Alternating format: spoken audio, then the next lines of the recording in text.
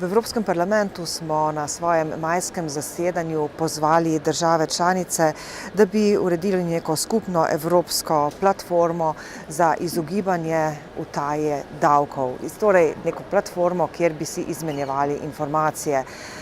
Nesprejemljivo je, da je po ocenah, ki smo jih dobili, kar 1000 milijard evrov se nekako izogne tem davčnim sistemom, ki jih imamo v državah članicah, in to tudi ni pošteno, da večina ljudi torej plačuje davke, majhna večina ljudi, večinoma verjetno takšnih, ki zaslužijo mnogo več kot povprečen državljan, pa se plačilu davkov izogne.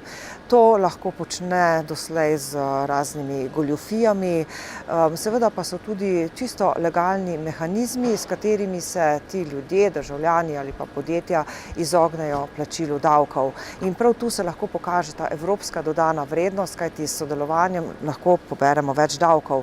Mnenje Evropske ljudske stranke na tem področju je, da potrebujemo takšno skupno platformo, ki mora biti usmerjena na ta način, da bo tudi spodbujala rast, in pravimo, da niso potrebna povišanje davkov ali pa izumljanje nekih novih davkov, ampak morajo biti davki na neki ustrezni, bolje nizki ravni, potruditi se moramo, da bomo vse pobrali.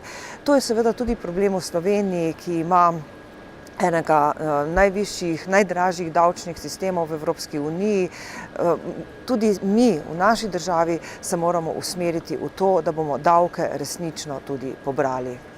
Je pa to seveda že vprašanje potem tudi pravne države in vse to, kar se zdaj na evropskem nivoju dogaja v smislu gospodarskega upravljanja, skupnega bančnega sistema, preprečevanja davčnih utaj, vse to pravzaprav kot predpogoj postavlja delujočo pravno državo.